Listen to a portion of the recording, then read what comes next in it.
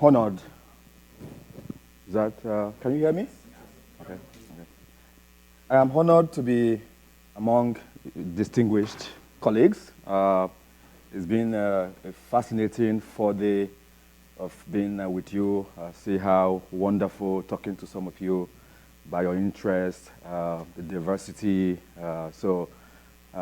When Brian emailed me about 17 months ago by the possibility of giving a talk, I thought he probably had the wrong Edwin. I was wondering, are you sure is this Edwin? Of course, I was overwhelmed, but I'm excited. And when it was confirmed, this is the right Edwin, I thought, okay, it's good to come join you guys. So I want to thank Brian, David, the other members of the organizing committee for putting this conference together and for having me to be part of it. I also want to thank Brian for putting me to talk today, which is second to the last keynote speaker. I think that's a wonderful thing he's done to me in the sense in which it's always sometimes good to go at that last or close to being last, because I've realized that, especially for a conference that runs for 4 days, I realized that you guys will be probably tired, exhausted, sleepy, and so you probably won't pay so much attention to what I'm going to say, which is good for me because then I don't really get any hard questions from you. So most of the questions will be clarificatory, like, what did you...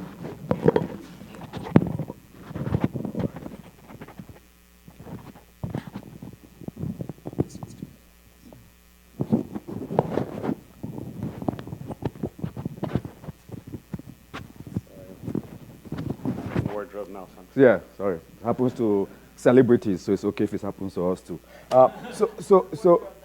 Yeah. So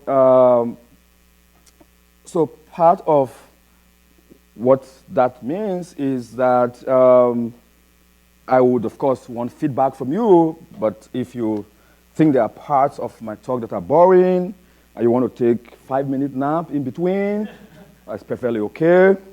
Although someone reminded me 2 days ago when I told him about the idea of going last that I will have easy questions from you guys.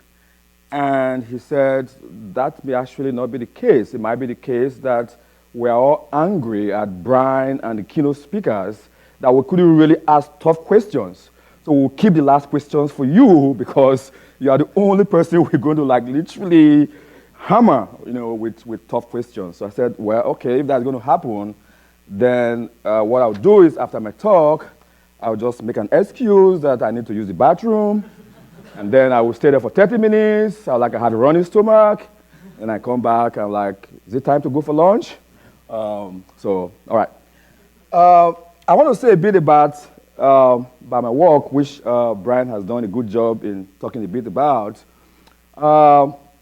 I've been working quite, for over 10 years in the area of social contract theories. In fact, my PhD dissertation is on social contract theory, right? So, and as you would know that if you're looking for a very good example of a social ontology that underpins the morality, social contract theory provides you that, because of course the whole idea about social contract theory is that our entire moral political norms are all just a set of conventions.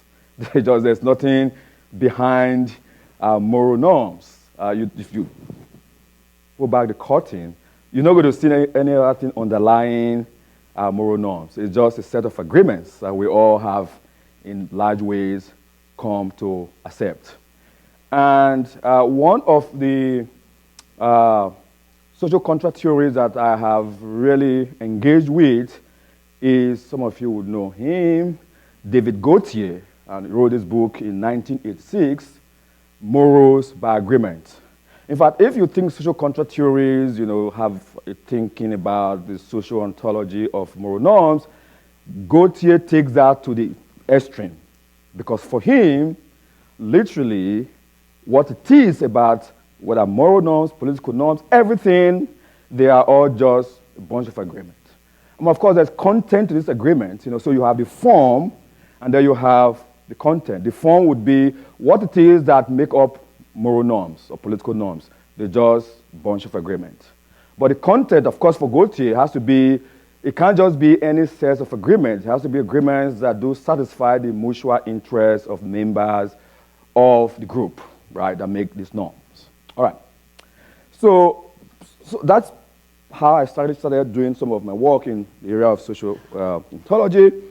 But in the last 7 years, I've been trying to see how connections can be made between African philosophy and social contract theory, and what connections connect them in terms of social ontology. And I've also been trying to think about this within the tradition in China. So Chinese philosophy, specifically Confucianism, has been one of my most recent interests. So part of the talk today will draw a bit on Confucianism as a way of trying to make a sense of the idea of the sociality of persons. All right, so these are some of the preliminaries. You have the handout. I'm going to read the paper here, but I'll pause in between to explain and clarify and give further examples. And as it is in the handout, I'm just going to follow it the way it is in the handout in terms of sections all the way down to concluding. But before I really start, I have one last preliminary I want to make comments, and that has to do with, of course, introducing the talk, right? So I begin with the idea of what is in a name, all right? What is in a name? And there is a quote I would like to refer to here. The quote actually is found in the Bible, 1 Samuel chapter 25, verse 25. The quote goes like this: "As his name is, so is he. As his name is, so is he." I'll come back to the quote just briefly. So some of you who know a bit about the Bible in terms of the narrative and the story would find that lots of the names that are in the Bible as reflecting the particular cultural perspective are names that are supposed to mean different things. They are meaningful names. In other words, parents don't just choose names just because the name sounds good. Like, of course, in most cultures or many cultures today, people choose names, name their children because the name is fashionable or because it sounds good to the ear. But that wasn't the case in the times of the Bible. So names are given to children because they mean certain things. And so the reasons for giving names is partly because of what they mean. So for example, Isaac in the Bible means laughter. And those of you who know the story will know that part of what that is that Abraham and Sarah were old and they had a dream. The dream was that, oh, you would have a child, don't worry about it. And so Sarah was like, you have sort of, in some sense, made me a laughing stock, right? By even this proclamation of speaking to God. So, of course, when Isaac was born, the idea was, oh, this is a child of laughter, right? So the name means that, given the context of Sarah and Abraham. Moses, means pull out or drawn out. Again, those of you who know the story would know that the king of Egypt, the Pharaoh, had a dream, and part of the dream was that the children that are going to be born, or infants. One of the infants will become the leader and will lead these people away. And so he was worried. So, oh, is that the case? Let us kill every infant that is born. That was a decree. And so the parents of Moses, when Moses was born, Miriam, the sister of Moses, had to go and hide Moses in a body of water. And then he was discovered by the daughter of Pharaoh, who then named him Drawn Out, right? So again, the name means certain things. All right. So again, the question is, what is in a name? So I go back to the quote. As his name is, so is he. Now, that quote is within the context of an event that happened among three characters. David, as the Bible puts it, Abigail, and Nabal, who is the husband of Abigail, right? So the story has it that Nabal has this incredible amount of livestock, goats and sheep. And he obviously is prosperous in that sense.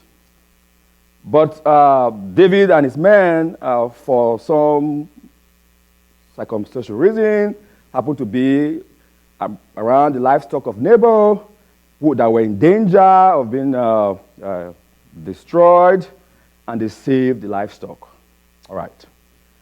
And some time passed by, and David was in need of food and sent his men and said, could you go tell Nabal to say, can you give us some food and provisions?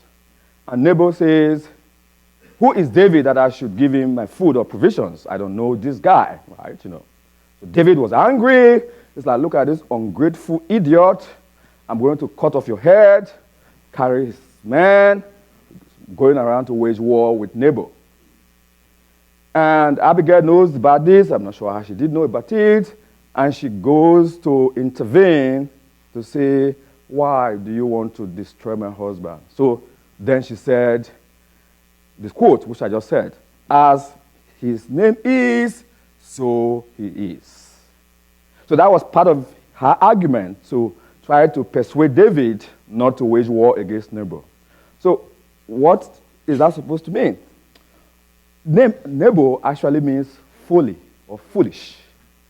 So what Abigail was actually saying, don't you know what his name is? His name is foolishness. And he's just acting as his name is. So then the question is, what is in a name, right? So part of the question that interests me is to say, all right, so Nabal means foolish one or foolishness. Is it the case that Nabal is trying to act according to his name by just being foolish? To say, oh, my name means foolishness, so nobody will take me serious anyway. I can just be as well foolish. Or is the fact that his name means foolishness, does it determine his conduct, right? Now, of course, as the story goes, is that Nabal has done other foolish stuff, beside what he did to David. So perhaps you might say, well, this guy is actually a good example of foolishness. So if you are looking for a definition of foolishness, just look to Nabal, right? So what is in the name? So part of what I'm going to do in this talk, which some of the talks have already sort of touched about in a different sense, is to make sense of what the relationship is between name and persons. I'm going to make a case that if you take on the social view of persons, name is a very important condition for personhood. All right? And that in many contexts, name do carry meaning both linguistic and social. All right? And that they also have certain implications. And what the implications will be, I'm going to spell some of those out during the talk. All right. So,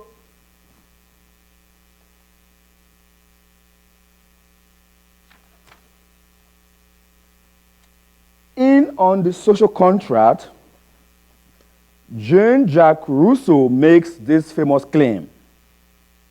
Man, because should have said man and woman or humans, right? But of course, he didn't say that. He says, man is born free, and everywhere he is in chain. One man thinks himself the master of others, but remains more of a slave than they are. Rousseau's notion of freedom here appeals to a distinction he seeks to make, that between humans and society. In his view, humans prior to their social setting, humans in the state of nature, what he calls the noble savage, enjoys what appears to be unlimited freedom, for which the progression into society has increasingly curbed.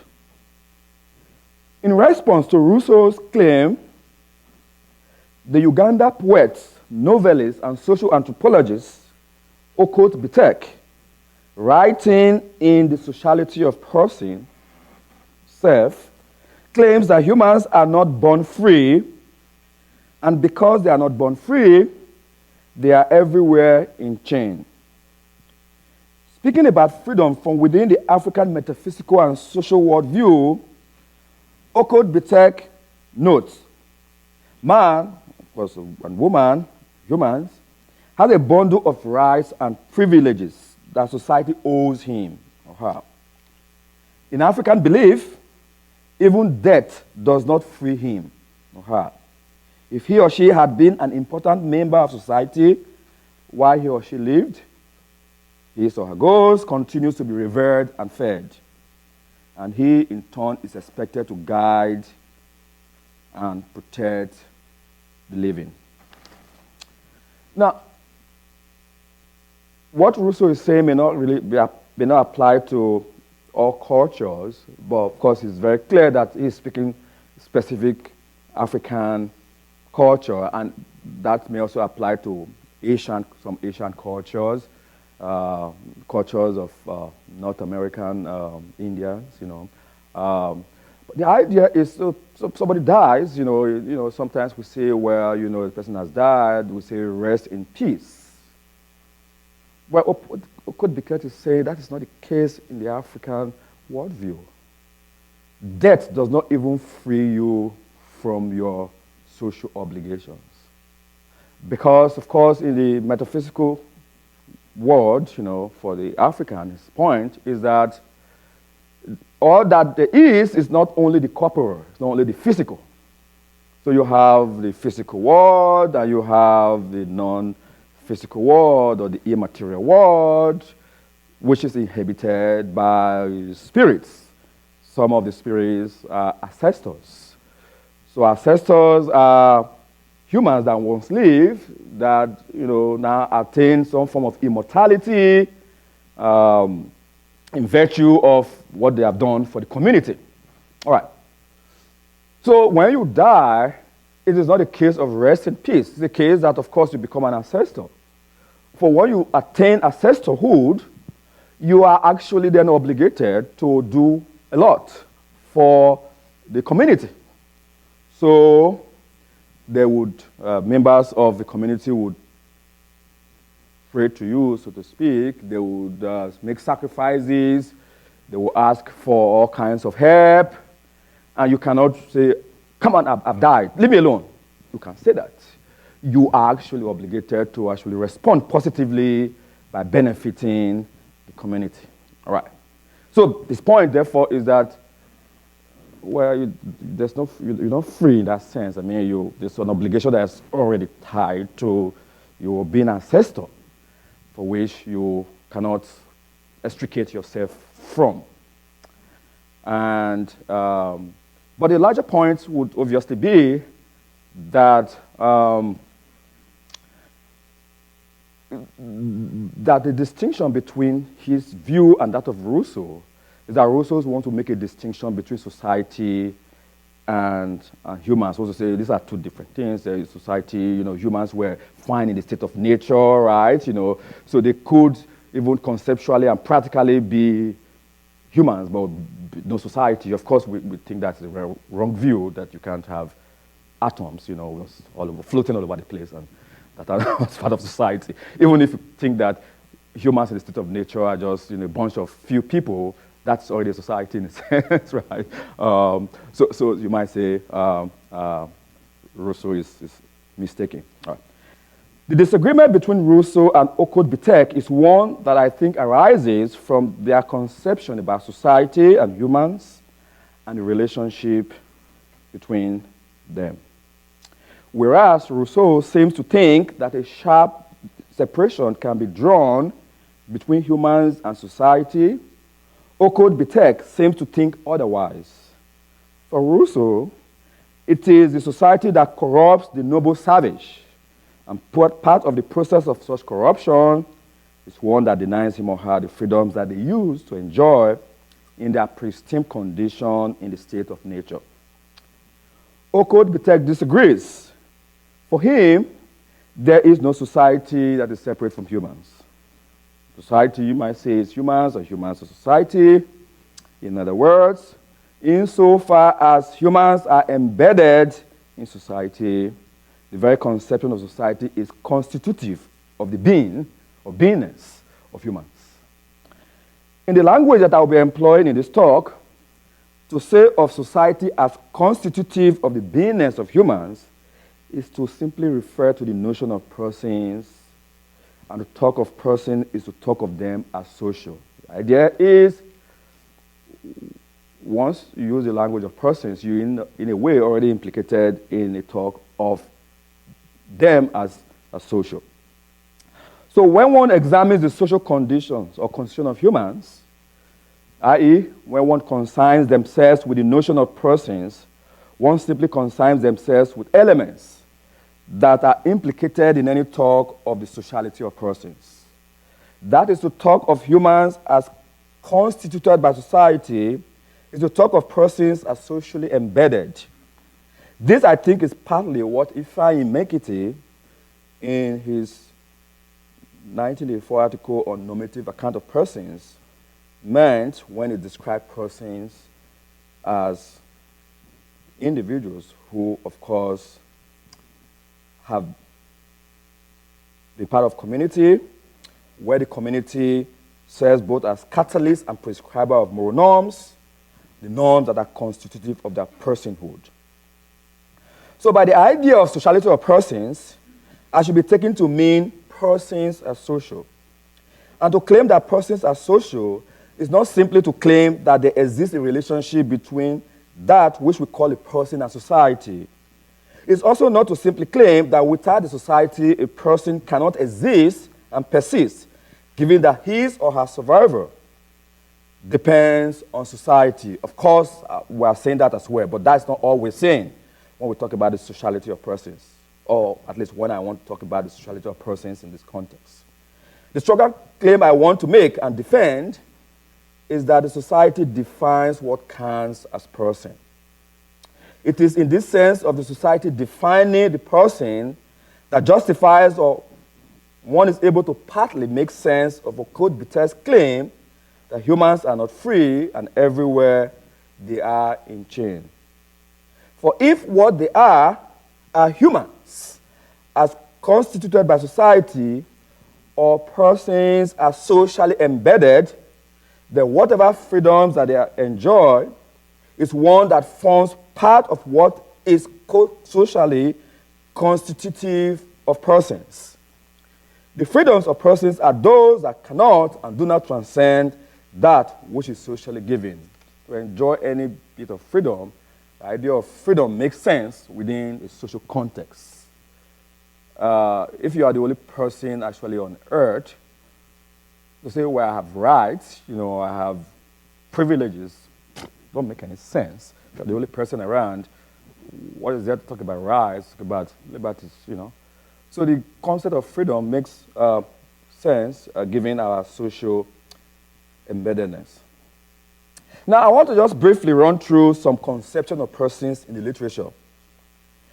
We can identify some of the prominent conceptions of persons as the inherent transcendental conceptions of person.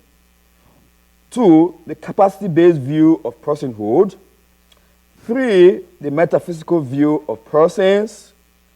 4, the body or the situated embodied agent conception of persons. 5, the social notion of persons.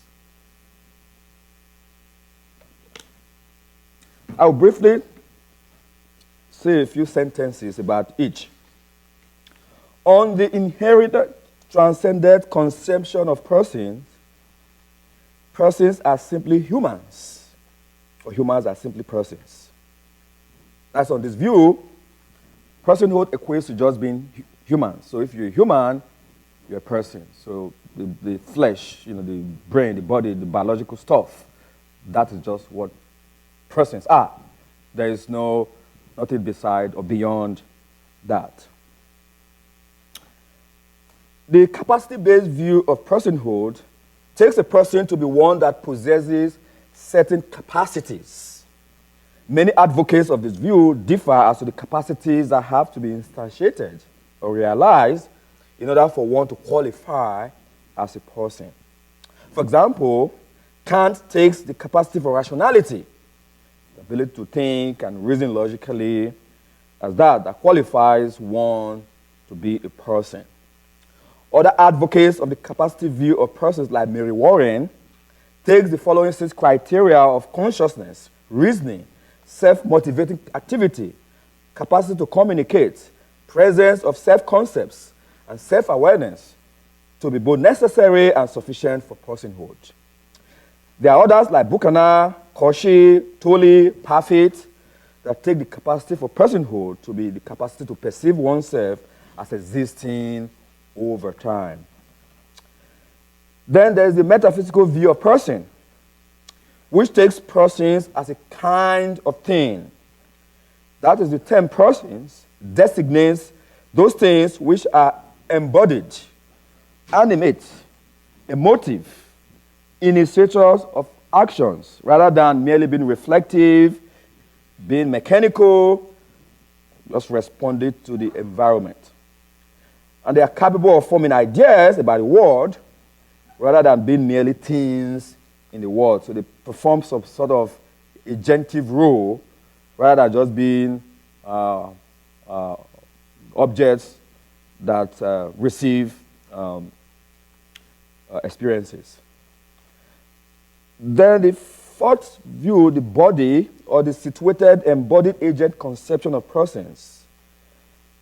One qualifies as a person on this view insofar as one's human existence is linked to a physical body in a particular familiar, cultural, and historical context.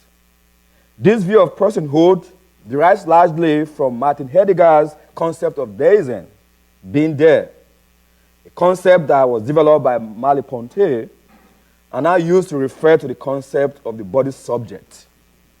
This developed idea of being implies that every human has a body, which is the physical part, and is capable of thought, reflection, and communication, which is the non-physical part.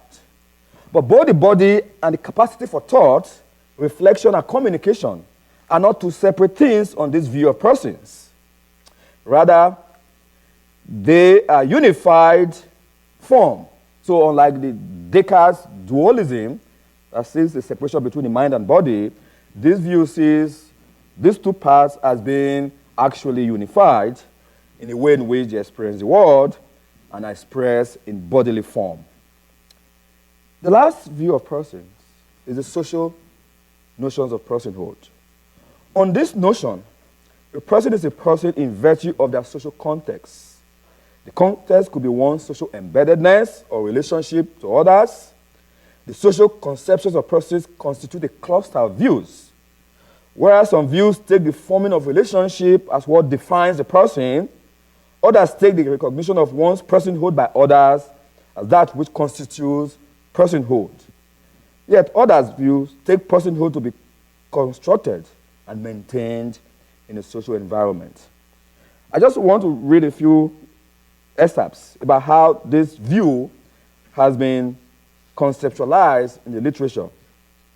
So, for example, in Ubuntu is an ethical, metaphysical view that's quite expressed within the sub-Saharan African about what it means to be persons. So on Ubuntu, people like John Beatty has made this claim. I am because we are, and since we are, therefore I am. So the idea for Ubuntu is that personhood is actually achieved in virtue of the we. So there's the I only because there's a we. And because of the we, the I can actually exist. Another way of putting this is this. Living is ultimately the discovery and realization of person. And this is only accomplished through other persons. Or, another way is to say, a person is a person through other persons. According to Marlowe, the different ways in which we can think about the social conception of persons in terms of relationship, and this is how we might put it. Who one is and who one can be are defined in the context of authentic relationships. Kitwood amplifies this by saying, persons refer to a standing or status that is bestowed upon one human being by others in the context of relationship and social being. It implies recognition, respect, and trust. Penrose adds to that by saying, a person is rooted in relationships with others and therefore requires the presence of another human being. Then for Menkiti, personhood is achieved through moral membership in communal life and is something that one can fail or succeed at. Jenkins and Price says, a person is a dynamic concept, refined and articulated through constructs and subsequent social intercourse. And lastly, Moody says, a person is a status accorded to one human being by another. In this talk, I am going to adopt the social conception of person. Obviously, from the title of the talk, the sociality of persons indicate that I am going to focus on that conception.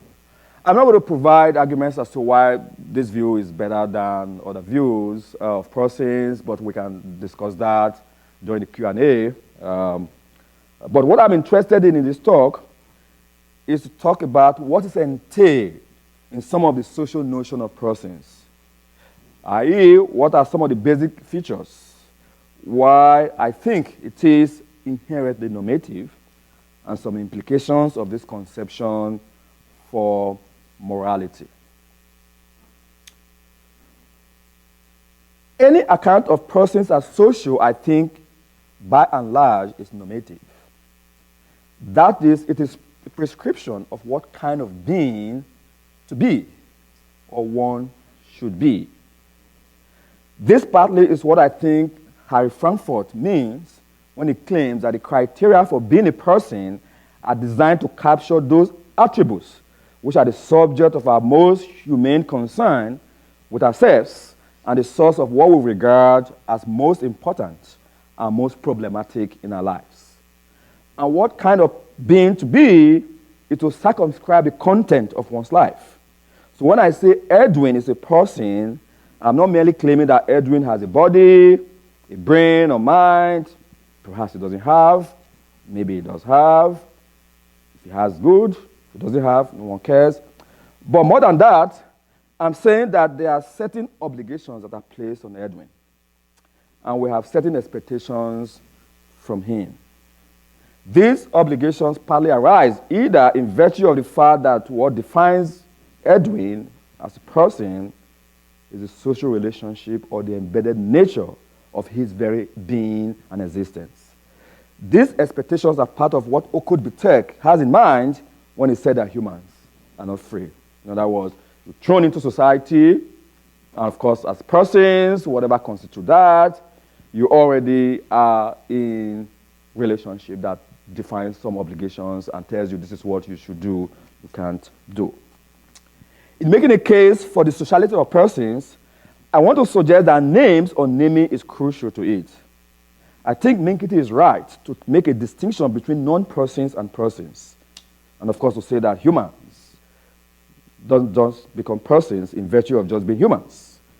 And to also suggest that one of the distinguishing characteristics of persons is that whereas persons have names, the latter, non-persons, don't have names.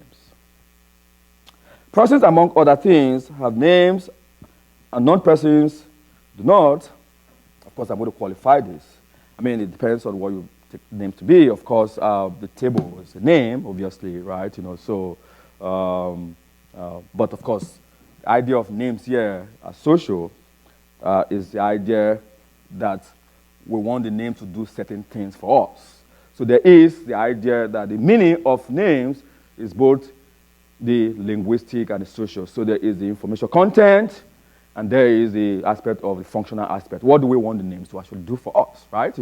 I don't think when we name a table, we have in mind, okay, let's name this thing table, but what do we want the table to do for us? Okay, we're naming a table because we want to do certain things for us. I don't think that's what we have in mind, right? So our naming a table is to identify a table, to distinguish it from other things, but I don't think we name a table because we want the name to carry certain sort of social norms that do have implications for the way certain things should behave, right? So that's the sense of which we're talking about names here. We're not just using name, it's just as descriptive or identity designators, right? That's the point here. All right. So when one says that X is a person, and of course, by saying it's a person, of course, it has a sort of name you have attached to it.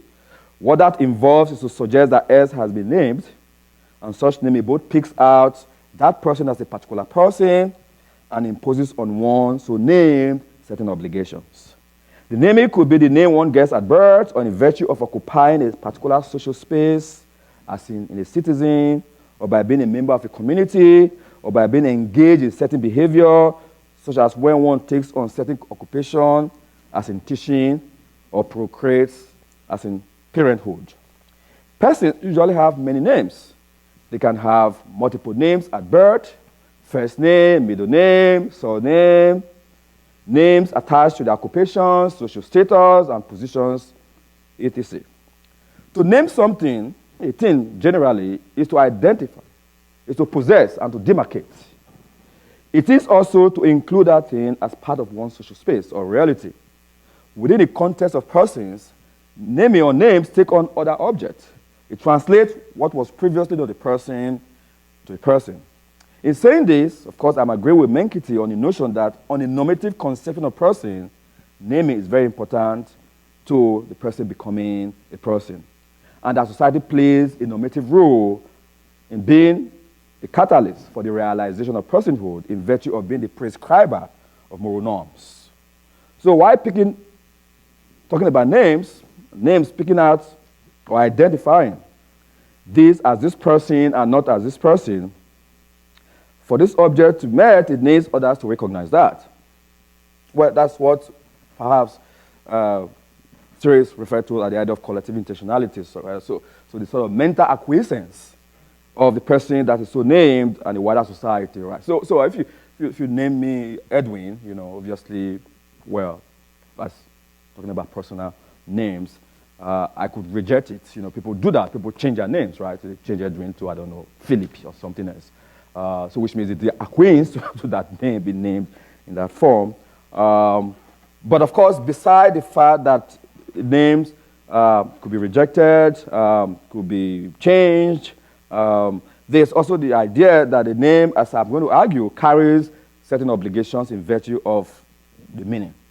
The meaning here would be both the linguistic and the social, right? So the name could really mean this in this particular language, but that's not just the meaning that names have. They also carries with it certain social sort of baggage with it, So, and those will be part of the norms that infuse the names that people have, and in many cases, or even the social names that are involved. They are what one might call social names. These are names that are used to pick out a person in terms of their family or occupational status or used as a title.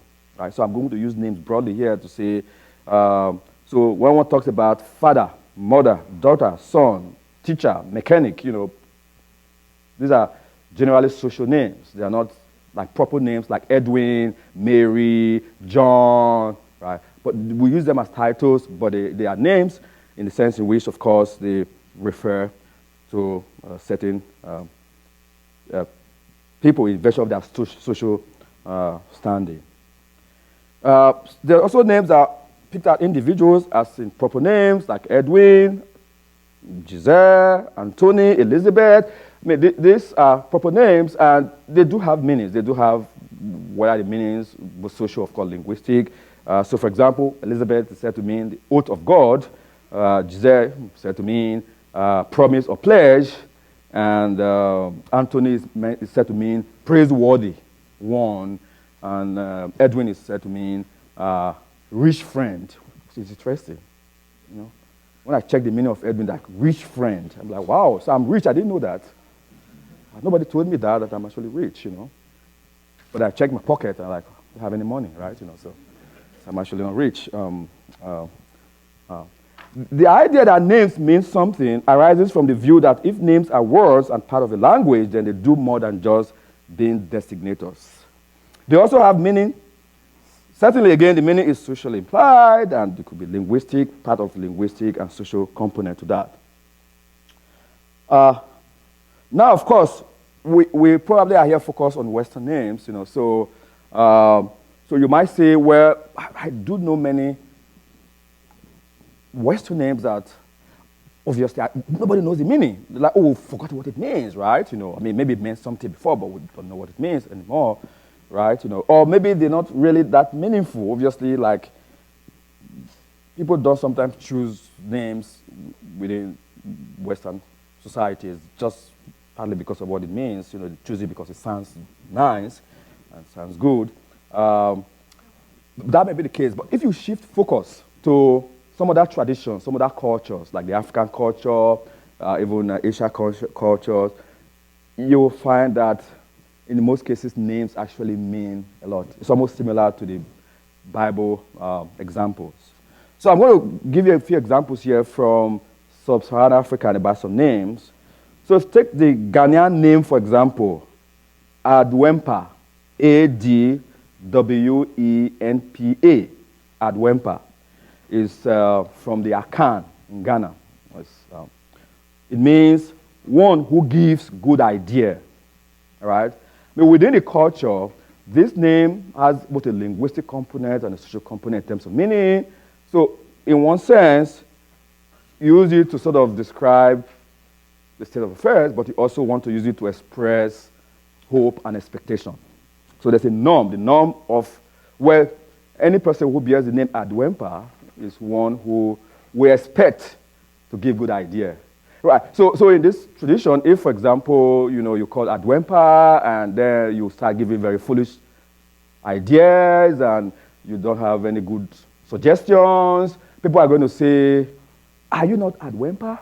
You're supposed to be one who gives good idea, right? So in other words, there's the expectation placed on you that given that your name is Adwempa, you ought to be giving good ideas, right? So that's what I'm going to cash out eventually as a social obligation placed on you in virtue of your name, right? A South African name, Andile, which can also be Bandile, means, this is from Zulu, means they have extended or the family is growing, right? So that describes mostly a state of affairs. So when somebody is given the name Andile or Bandile, it means that the family is, not just have one children, maybe they've had 2 or 3, so this is the 4th child. So the family is growing, right? The Nigerian name from Robo is Futobori, which means wealth has now been achieved, right? So this also identifies a particular person in terms of a particular state of affairs, but also expresses some kind of hope or expectation. So where you name a child Efe, which is the short of the EFE, you name the person Efe, it means wealth has been achieved. and it could also actually mean that the time this person was born coincided with the time actually the parents became so worthy, right? That's one. Or it could also mean that given that children are taken to be riches themselves, so the birth of the child actually is increasing wealth for the family. It's kind of symbolic idea. There's also the Nigerian name from Yoruba, Babatunde, that has variations of Baba Wande, Baba Jide, and all that, which actually is very interesting because it means father has returned. There's equivalent for women, which is Yetunde, which is mother has returned.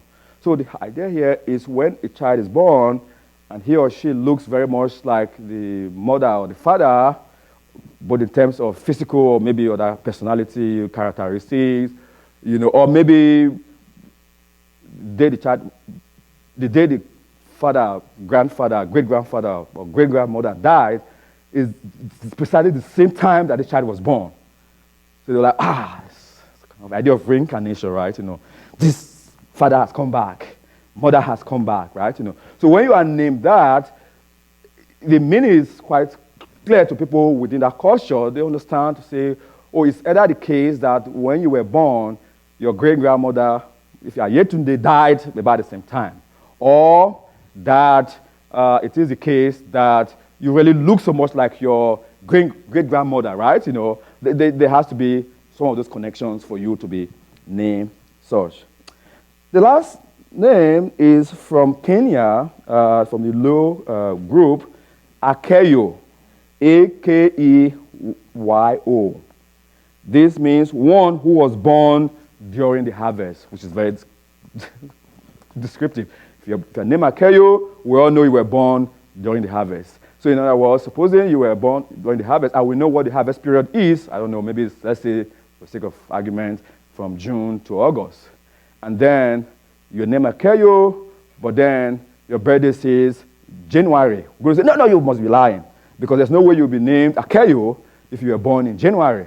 Because when you are born, name Akeyo means that you must, in some sense, have been born around the harvest period, which must be between May and August. All right. So part of what this tells us, obviously, is that, among Africans, names carries this sort of meaning I'm talking about. And the meaning obviously carries certain social implications and obligations. I'm not suggesting that all African names have so deep meanings. Rather, what I'm suggesting is that African names are not just about identity, but also about certain values that people hold, right? So the values are expressed in the names, right? They give. So for example, Babatunde talks about reincarnation. Father has returned, would express that these people believe in reincarnation, right? Obviously if they don't, they will not have that kind of name as part of their moral vocabulary. So I'm suggesting, of course, that names have certain values which members of society think are expressed in or want to be expressed or realized in those that are so named. Beyond the meaning social names have, I want to argue that they carry with them some obligations. And I want to argue that this has implications for morality. I will do this by making a detour to Confucian philosophy, and my stopover would be the Confucian doctrine of the rectification of names. The point I make about names having meaning and carry certain sort of implications is similar to the doctrine of the rectification of names in Confucianism, according to which we designate names appropriately, and where names synchronizes with responsibilities or actions such that a particular name is attached to a set of responsibilities and ensure there is no misunderstanding between the names or the responsibilities that's attached to each. The story has it that Confucius was asked what he would do if he was a governor. His answer, very brief, was this: rectify the names, to make words correspond to reality. The idea of making words or name correspond to reality need not commit us to either a realist or anti-realist view about language and reality. What the doctrine simply commits us to is that words are names, have certain meanings that we have attached to them. And that what is real about them is what we take them to mean. Whatever we take them to mean, and to rectify names is to simply to let names express that which they mean or these meanings in actions. One must point out that the motivation for the rectification of names for Confucian thinkers is the realization of social harmony. The thought is that social harmony is achieved through stable relationships, and this in turn is achieved through the rectification of names. For example, the Analects, one of Confucian primary texts, says that one of the reasons for social disorder is failure to call things by their proper names. And the rectification of names will solve or hope to solve this problem. Confucius put it this way: a superior man or woman in regard to what he does not know shows a cautious reserve. If names be not correct, language is not in accordance with the truth of things. If language be not in accordance with the truth of things, affairs cannot be carried on to success. When affairs cannot be carried on to success, properties and music do not flourish. When properties and music do not flourish, punishments will not be properly awarded. When punishments are not properly awarded, the people do not know how to move hand or foot. Therefore, a superior man considers it necessary that the names he uses may be spoken appropriately, and also that what he speaks may be carried out appropriately. What the superior man requires is just that in his words, there may be nothing incorrect. Incorrect in the sense in which there be no gap between the name and what they actually should represent for us in terms of the meaning. In developing the theme of rectifying names, which was introduced, of course, by Confucius, a prominent Confucian thinker, the Zunzi, writing in chapter 22 of the Analects, says this: let the ruler be ruler, the subject be subject, let the father be father, and the son son. In this chapter, Zunzi claims that, as it is the case among the ancient kings, names actually correspond to actualities. But of course, over time, this has changed. And some of the problem with this is that there has been no correspondence between what the names ought to mean and the way in which people use them. To recap, for Confucianism, the rectification of names means first and foremost that things should be called by their proper names. Secondly, that anyone with a certain name must act in ways that is appropriate to that name. Simply put, we should use the right words or name to describe persons, and those who describe should live up to their names. We create confusion and social instability when someone that is called by a particular name acts differently than what the name means or behaves as if he or she is the bearer of another name. So, for example, parents should act as parents and not as children. Children should act as children and not as parents. Leaders should act as leaders. Citizens as citizens, and so on. And if a person is called a parent but does not act as a proper parent would, society as a whole is harmed. It is this harm to society that the doctrine of the rectification of names seek to prevent. And I'll come to the second to last part, which is the obligations and social names. Social names, as used, picked out persons and are not used simply for the sake of just naming. As well, they are used in accordance with certain specific responsibilities or obligations and create a particular set of actions. One social name in society places one in certain relationship with others. Such relationship that one is placed in implicates one in certain ways of behaving. That is to say, that given that one's name is stamped on us through our collective intentionality, both in terms of linguistic and social meaning, the meaning that is attached to such name is one that we have socially accepted, one that lives up to the name is required to do that. That is what the obligation requires. For instance, in society, we have parents, children, rulers, leaders, subjects, citizens, husbands, wives, and others. The meaning of each of these social names help define relationship between and among them, and the set of actions or behavior expected from each of them. To take the example of a father is expected to act as a father, whatever that would mean. The content perhaps will differ from context to context. And not act as a father is to fail to live up both to what it means to be a father and to ignore or undermine the specific obligations suggested by the relationship. Generally, we say that a father fails to act as a father is not a proper father. But what do we actually want to say is actually that he is not a person, and this individual is actually not a father. In other words, it may be best to actually say of a person that fails to act as a father or live up to the particular set of actions as a father as not a father, but as something else. If we take Minkiti to be correct about his account of the normative African conception of personhood, according to which personhood is something that one can fail or succeed at, then we should also be able to say that fatherhood is something that one can fail and succeed at. And in addition to saying that, a father that fails to act as a father not only fails at fatherhood, but also fails at personhood as well. This point of failure at fatherhood or not being a father is reasonable, considering that we are here talking about there being certain properties, biological, metaphysical, social, and otherwise, that we might say constitute fatherhood.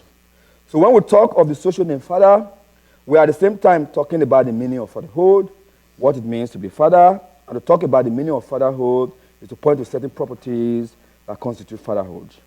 To therefore say that one fails at fatherhood is to say the person does not meet the properties that make up fatherhood, or simply that such a person fails short of what it means to be father, or the specific obligations suggested by the meaning of the name or the relationship that is implied in being a father. The point simpliciter is that when a thing or a person fails or misses out on the elements that are constitutive of the thing or name that thing, for lack of a better word, it is not that thing or that name. A parent does not behave as a parent, is not a father, in this case of the member of the parent, just as a citizen that does not behave as a citizen is not a citizen. And of course, a president that does not behave as a president is also not a president. I say that not with great enthusiasm for all of us, All right. I leave you for discussion as to the level of missing out that has to occur for a name not to be that name. What's interesting about this way of cashing out or thinking about persons and names is that it justifies part of the project of critical theory. For example, the critical theorist is not just satisfied with accepting what words mean, what name means. Given that names not only pick out but also are normative, it becomes imperative to interrogate and question the norms that go along with them. Put differently, names carry norms, they're normative. If they are, the norms, of course, are social. Since, of course, they might, have, implications for gender, right? They may be imbued with gender discrimination or injustice. So we can't just accept that, this name means X, therefore you should do what X says, right? We need to interrogate them and say, is this what we actually should accept? That's what this means. And the obligations that are imposed, are they the sort of obligations that we actually should accept, given that they may be gendered, right? Or also even be racial. Indeed, we are required, obligated to embrace the amelioration proposal according to which we are supposed to revise the meaning of names to make it better. We have to. This will especially be the case with social names and the implications and obligations that they entail. And I want to conclude by saying something briefly about the importance of this for morality or the implication for morality on the account of the sociality of persons. Most dominant Western moral theories, such as deontology and consequentialism, or modern moral philosophy, as Elizabeth Abscon and Rosalind Hochhaus have reminded us, are deficient. Deficient because of their obsession with abstract universal rules. The point is that there is something problematic about attempting to guide and circumscribe conduct, human conduct, by a single abstract and universal moral principle. Not the least, maybe because the social religious outlook that support the plausibility of such principle, as Abscombe has noted, has disappeared. For Abscombe and Hochhaus, virtue ethics may do better than these moral theories in virtue of not being wedded to abstract universal moral principles. The social account of persons, the account of the sociality of persons, taking persons as embodied, about ratification of names, do seem to suggest a different kind of morality that is different from the kind that we find in deontology and consequentialism. It is the point by Abscombe and Hochhaus of the importance of a moral view, not subscribing to a single moral principle. The social account of persons implies a moral view that is imbued with pluralities of principles, principles that are sensitive to our social context and that change as the meaning of names change and our outlook about realities also change. For what it means to be mother may change now and then, but its meaning is different from what it means to be a citizen. So if we are to follow the critical theory, of course the meaning should probably reflect our current realities and should be one that, of course, is not gendered and unjust. But of course, the meaning of mother will be different from the meaning of citizens. And the obligations of being a mother will be different from the obligations for being a citizen. Furthermore, how to behave or our obligation as a mother is different from how to behave as a citizen or one's moral obligations as a citizen. Given that one can be both a mother and citizen, the moral demands placed on the person will be different in both cases, right? So you don't have the one universal principle. So when you're a mother, you might have to exercise care, you might have to exercise other kinds of qualities. Being a citizen might be different. So there isn't like this one principle that you do this all the time when you are, no. The idea would be that the moral obligations sort of shift in the context of what our social positions or relationships are. Finally, the outlook on morality suggested by the social account of persons may be pointing us to the need to take seriously the importance of a non-ID theory. Moral theories such as deontology and consequentialism are ID theory, insofar as they attempt to build a moral theory or principles of morality from the top down. We begin with a generalized, abstract, and universal principle of what it means to act morally, and then apply it to a particular set of practices that persons are engaged in. On the contrary, the social account of persons as a non-ID theory operates from the premise that we build from the ground up. It begins with actual fact about our sociality, and then draws from these various obligations and principles on how to act morally. Which of the account between the ID and non-ID is better? I leave it up to you to discuss and decide. Thank you.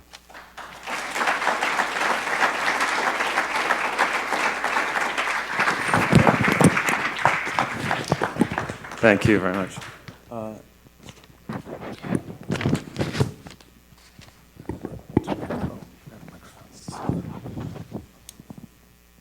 Is there somebody else also, or is it just? Okay. If you can leave your hands up, and we'll start all the way in the back.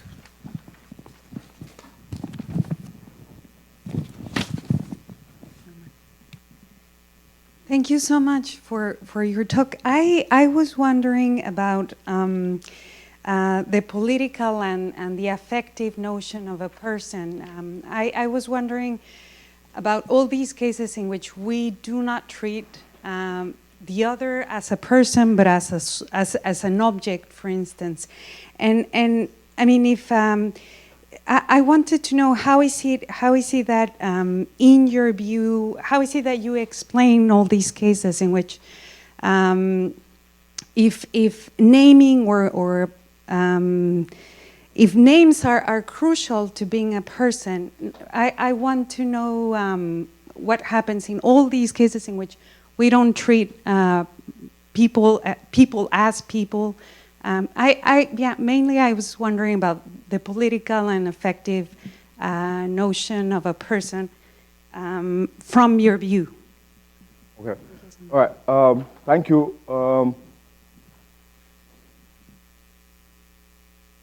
I mean, on the social view of persons, I mean, like I said, there are clusters of view. So I take it that even on that account, there would be a situation where you don't regard certain individuals as persons because, of course, there are necessary and sufficient conditions. I just pointed to name as one of those elements, right? It's not the only element, right? So if on the social view, if you fail to meet these conditions, of course, then you fail to be a person. So you fail as personhood, right? You know, so that would be, the view would be fine with that because, again, what counts as person is these conditions. You don't meet the conditions, you need a person. We don't want to call it our house a person because the house doesn't meet those conditions, right? You know, so I'm not sure whether you think that is a problem because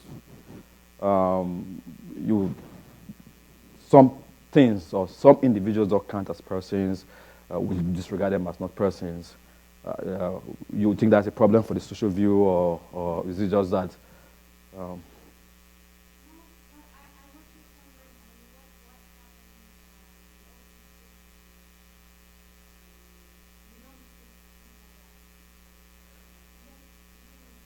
They meet the conditions. All right. So, but that would be a distinction between, you know, actual practice and what the view requires. So the view is going to say you're wrong, right? You know, on the view you should treat them as persons if they meet the conditions, right? You know, you don't treat them as persons because maybe you're biased, you're prejudiced, you know. But that would be a distinction between practical and the theory.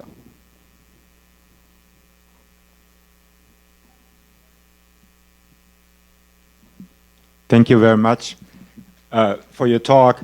I really like your point that in calling somebody a person, or possibly also other concepts, and even in giving them a specific name, we don't just take a theoretical attitudes towards people, but we take a practical, prescriptive attitude. I think that's very true and very important, but it's somewhat in tension with the still dominant thinking about meaning, where people think in terms of truth conditional semantics and things that meaning can be completely given in terms of statements which have mind to world direction of it. I think that's fine. I think so much the worse for this dominant tradition, but still dominant. So I was wondering whether you would endorse the conclusion that your picture calls this view into question. Yeah, no, certainly it does. It does. It wants to say that, you know, and I think I agree with Sally. Her point he made is that, look, you see, all this talk about, you know, meaning is just information content. That's not just true. we use words and names. We do have an agenda. The agenda could differ from context to context. You know, agenda could be what function do we want this to play, or do we there's this norm? Do we want people to imbibe this meaning and behave in certain ways? And I think it does. I mean, it will be very, very incredibly difficult to think that, given that we're social beings, given the history of how we relate to one another, our various interests, that we just name things just for the linguistic. Where are these names? Just mean this, you know. That's the story they want to tell us, right? You know, but I don't think that's right. So I'm like literally in the camp of Sally here, you know, but that.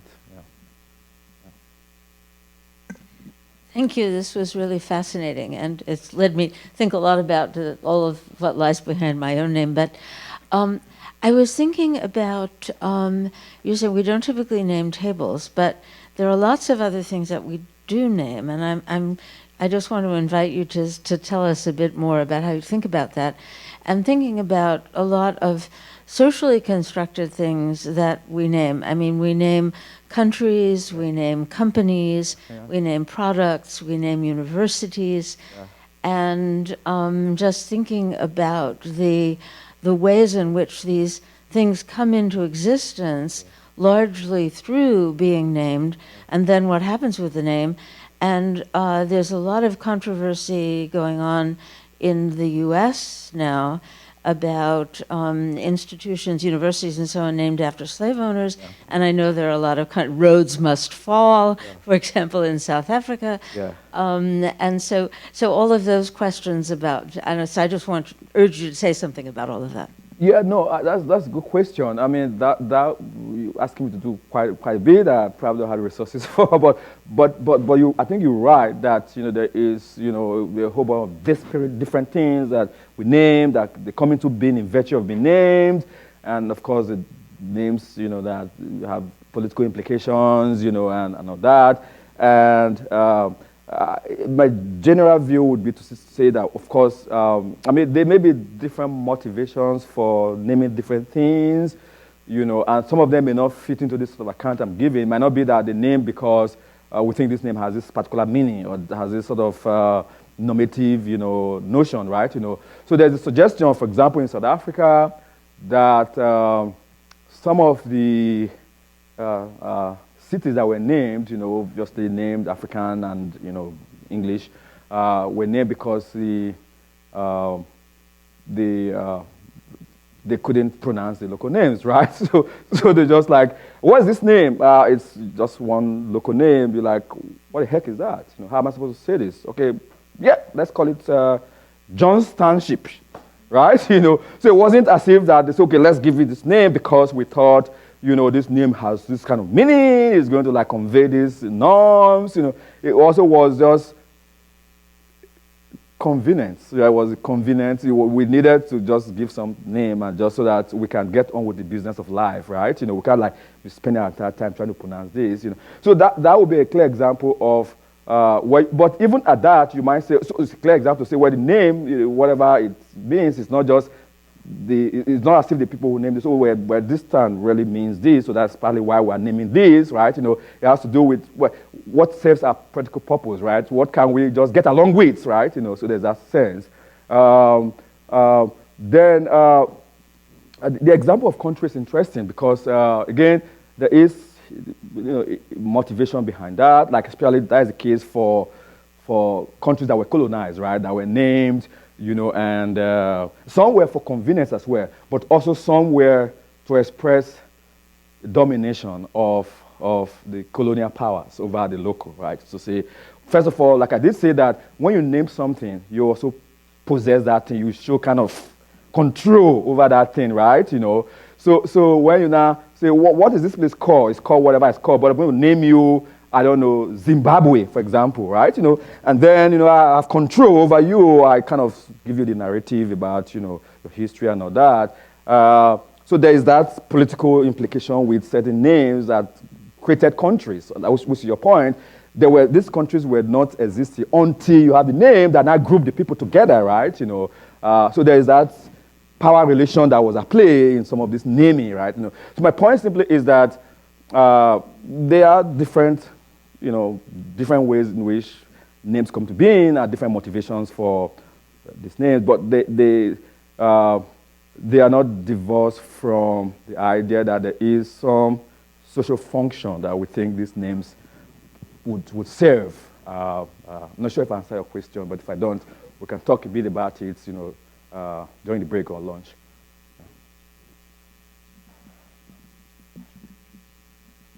Hi, Jim Swindler's my name. Thank you much for a stimulating talk. I guess I have two sort of questions. One has to do with really kind of with the examples that you give. And it seems to me most of them, anyway, maybe all of them, when you've said what a name means, right? You've pointed to social roles that people should fill, Yeah. right? Yeah. And the responsibility is that they do that. Yeah. Right? Yeah. Okay, now maybe that's part of your thesis, I'm not sure, that it's really social roles rather than the responsibilities. The responsibilities are carried by the roles, as it were, implied by the roles, right? Yep. Maybe that's, I don't know. Anyway, the other is you put a lot of emphasis on the responsibilities that people have because of the meaning of their names. Right. You haven't said much about the rights that they might have. It seems to me there is a correlation here that needs to be sorted out. Right, yeah. No, you're right. You're right. I was just wanting to emphasize the one part of the coin. To say, well, I want to emphasize the point about the obligations. But you're right, of course, the names carry also that they have privileges, they have rights. What the rights are, again, we'll have to discuss what that means. So, for example, we were, in a sense, they do. So even though it does seem to strike one that what comes out almost immediately is the responsibilities that come out immediately. So, for example, if you think about, say, some of the names I talked about, so an example would be the first name, the Ghanaian name Adwempa, for example, he or she who has good ideas, right? What perhaps comes up quite just immediately is the idea that, well, you have good ideas, why don't you give us good ideas, right? So it's not so much about, okay, we're supposed to give you, so it's not there. But it's implied also the very fact that you are a social person, embedded in a social being, and you have obligations. It will imply that there is a certain ways we should treat you as persons, even though it doesn't come out explicitly in the meaning of the name, right? That's why I want to emphasize that, because it's their job for me that to begin to think about the way in which the rights may fall out from the meaning of the names. And I think your first question is right. The obligation arises out of the social role, right? So I want to suggest that, of course, that when we talk about the social role, of course, we imply talking about a kind of relationship already, and the relationship is what is conveyed by the name itself. So when you say father, you're talking about your social role, but you're talking about social role in terms of relationship. The idea of a father doesn't make sense if, so imagine walking up to somebody who is like 17 years old, who has no child, and say, "How are you doing, father?" Just go like, "Really? I have to have a child to be in that sort of role, right?" So that's what I'm trying to say.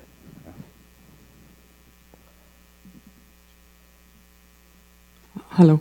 Thanks so much for your wonderful talk. I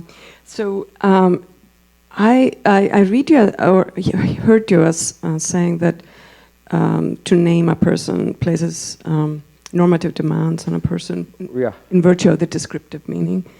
And I wonder if you're willing to go stronger and say that to name a person is always to put a person in a normative order, but that the mechanism may differ. So sometimes it's descriptive meaning, sometimes it's association, that the name has to certain social structures, including gender, and and it's not the descriptive meaning, and it's not the grammatic. So, for instance, my name is Aust. I'm sorry, I didn't introduce myself, but it's not the grammatical or how it declines or something. It's an association with, the social class women or something like that.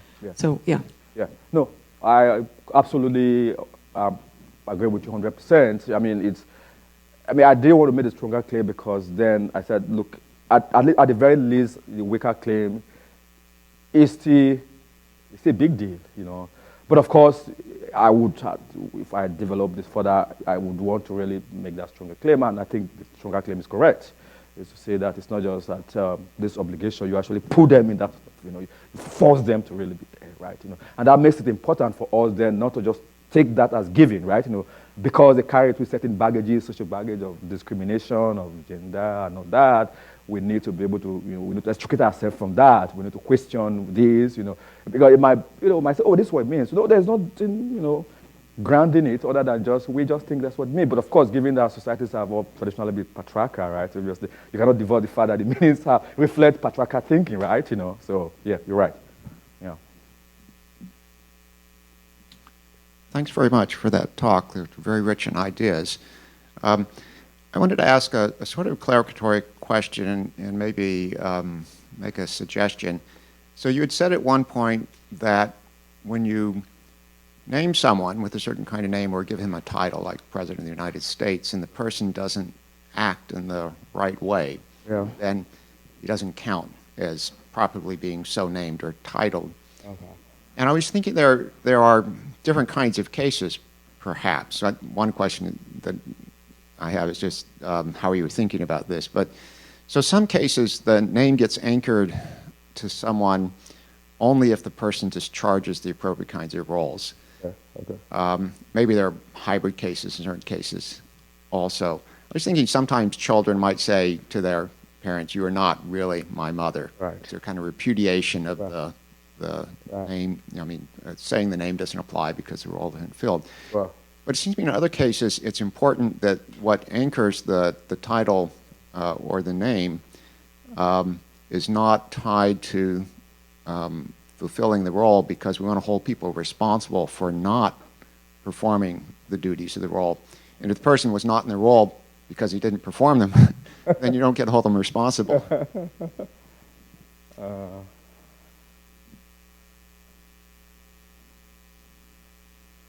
Yeah, so tended to agree with you that so do you hold the person responsible? And if those that have the responsibility for forming the roles haven't done that, and the person's in that role, you know, say for example, the person is, I don't know, a mechanic, you know, and let's say, you know, what that role will involve would mean that we should do a bunch of different fine-tuning, but that is not done, and the person is in that role. Would you hold the person responsible for not fulfilling the duties? You know, that's a part of the point, right? You know, I would say in those cases, of course, it would be, because my idea was that if we take it to be the case that name means X, and it is one that is rationally accessible and one that we think is reasonable, right? You know, given a context, right? You know, then one that we all have accepted, you know, then just on the conceptual point is that your failure to live up to that is one that you have failed at your responsibility. But if it's the case that the name, obviously, the role, obviously, the person is not one that is properly calibrated, right? You know, then there might be the case. Those are cases where it's not the person's. You should hold responsible, right? You probably should hold someone that responsible for the failure of this person, right? Yeah. Thank you very much. Good question. Yeah. I'm Sally. So I really enjoyed the talk a lot, and so much food for thought. So I'm very sympathetic to the social account of persons and have tried to defend something like it. But I'm a little bit worried about its critical potential, because it seems to me that, you know, I'm named Sally, it's a woman's name, you know, then if I'm constituted through that process of naming that what I am is a woman, and I am obligated to fulfill the roles and such like this, and this is connected to Austa's point too. And of course, I want to be able to say that we need I need to say that's not my true name, right? That's not my true obligations. And so what I'm worried about is on what basis we can say on a social account, what is your true name? Right. And one thing that occurs to me, so I see some possibilities. One is I think that sometimes God plays this role. So that I have a relationship with God. God is part of, you know, gives me a sort of, only God knows my name. Or if I am totally in a subordinated position, I think that people in subordinated positions who only are named in the society in negative terms will use God as a basis for saying, no, I have God, God knows my name, and God names me in a respectful way. Another would be the individual will. That I get to name myself. You don't get to name me. Right? And so I think in the trans community, and there are some ways in which this plays out, but also in other contexts. I name who I am, and you don't have that power. I think sometimes people will use nature. This is look at the natural facts about me. You know, you're wrong. You make these claims about me. You put me, but look, you're wrong about, you know, so you can use empirical facts. That last one doesn't have so much of the relationality in it, but anyway. But I'm just wondering, what is the source of my true name? We need something like this in order to get the critical perspective, I think. Yeah, you know, you're right. You don't want to just anchor it on just what the community has said, right? You know, because it creates its own problem. I would probably, part of the suggestion would be it might be important that on this view you build a mechanism in the view that actually leave open for the possibility that what we take these names to be are what they are. at the time be subject to change anytime, given different circumstances, different individuals, that. We would need that kind of thing so that you don't tie people down to something that is not, they don't think is that true, People do some of that today already. People change their names. They go to court and they change. My name is no longer Edwin. My name is now, I don't know, Table or something. You can't call yourself, but I can. It's me, right? I don't think Edwin is representative of who I think I am. Right? So we already do. Given the fact that the law, the society already allows for that, right? People can, change. They think this thing is not reflective of me. I don't think the social account should also allow for that flexibility, so it doesn't lock people down, like she said. It doesn't lock people down to what it is. The case that is not the true reflection of their identity. That's I would need to have to make that as part of the theory. Obviously, part of the reason why you don't want to make it just God that says so, because then I want to make the account just truly secular enough for it to appeal to even the people who don't believe in God and all that. Yeah. Give you some examples. Yeah. But thank you very much. Yeah, you're right about that. Yeah. Hello. Oh, thank you. My name is Christina Michalski. I had a question about the first implication for morality. Okay. So is it possible that there are universal norms and the social norms are like in addition to them, or are you suggesting that the social norms should kind of replace the universal norm account entirely? Thank you very much, Christina. Part of what I wanted to suggest is that, it's the conclusion, the implication part is this part I've worked on. I'm just playing with the ideas to say, look, if we write about the idea that our names, mean whatever, and role and social names put us in different normative situations, right? Given that the demands placed on us will be different, depend on where we place, right? It doesn't strike me as helpful to want to have one abstract universal principle that would tell us what we should do at every time, right? And people say that. People say, for example, that's what virtue ethics says. To say generally, you don't want in a court, you don't want the judge to decide cases based on love or care, right? You want them to decide it based on justice. So we want our judges to at least, have some sense of justice. So they place in that circumstance, even though when they go home, you want them not to be deciding cases that involve their children on the basis of justice, on the basis of love, right? So the idea to say when you are in this situation, this is how you should act, just one universal principle, misses out on the fact that we are wearing different hats, right? And that the hat that we wear creates those obligations, and therefore what you have is actually plurality of principles of how to act, right? That may be a non-ideal theory, and that it doesn't subscribe to the idea of one abstract universal principle. That's part of what I was trying to suggest. I don't know if it answers the question. Thank you. That was a really great talk. So I'm wondering about cases where there's contestation over the norms and obligations that follow from certain names. So I'm wondering, in those cases, what is the kind of, if there is one, the kind of ground with which we can settle that contestation? Right. I was thinking maybe there's certain kinds of names or social roles that are meant to kind of reach a wide swath of people. So maybe within a national community, something like Citizen's supposed to do this.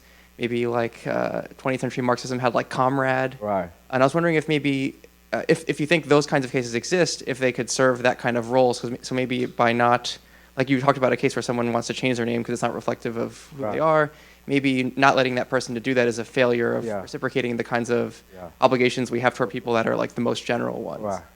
Right. Well, I would think that, walk me through this, I would think that that the mechanism obviously would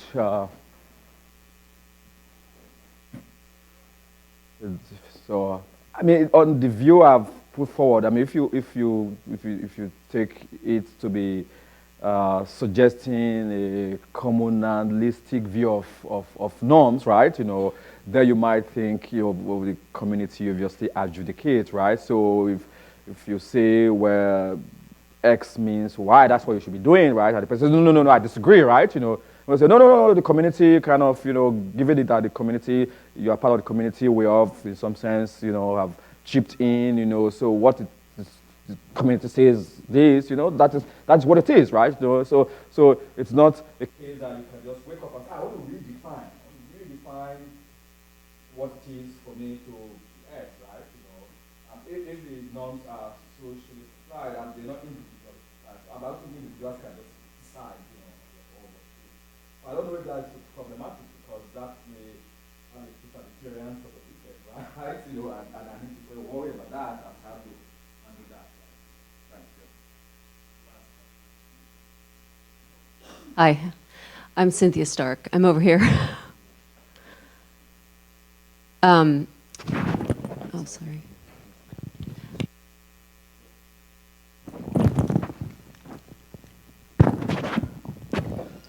Okay, over here. Yeah.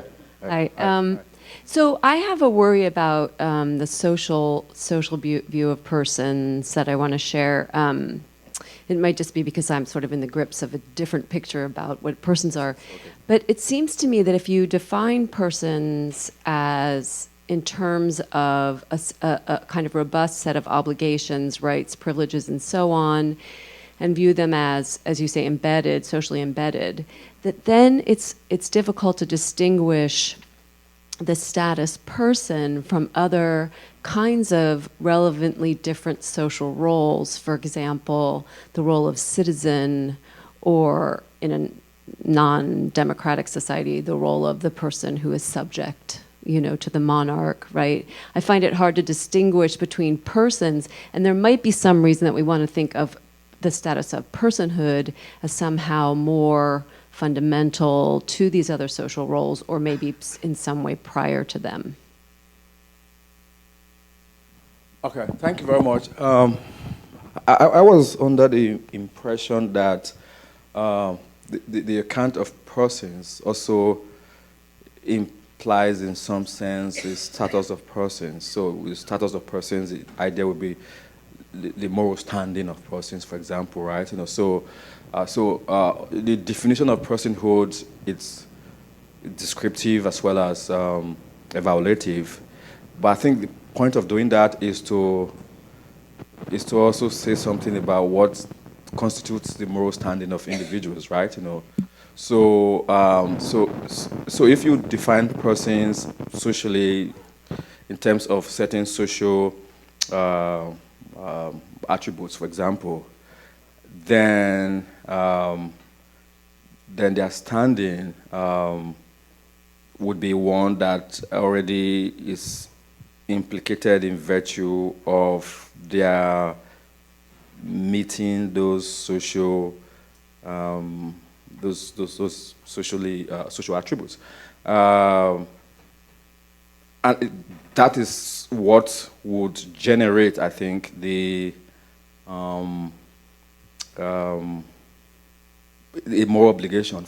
So only persons who, so for example, to be a father, as a name, implies that that one of the attributes of being a person is having a name, right? So and that, but that's not the only attribute. So when you have a name, it's that means you meet other attributes, that you're a person, and to have a moral standing is to actually continue to meet these attributes. One of them is living up to your name, right? Even though, of course, that implies in a way that you have to fulfill certain roles, But I'm using the roles, of course, broadly to refer to name, right? Your role as a father is just your name as a father in social context. I'm not sure if that's helpful, but if it's not, apologize. I'll talk to you more about it. Yeah, thank you. Let's thank our speaker.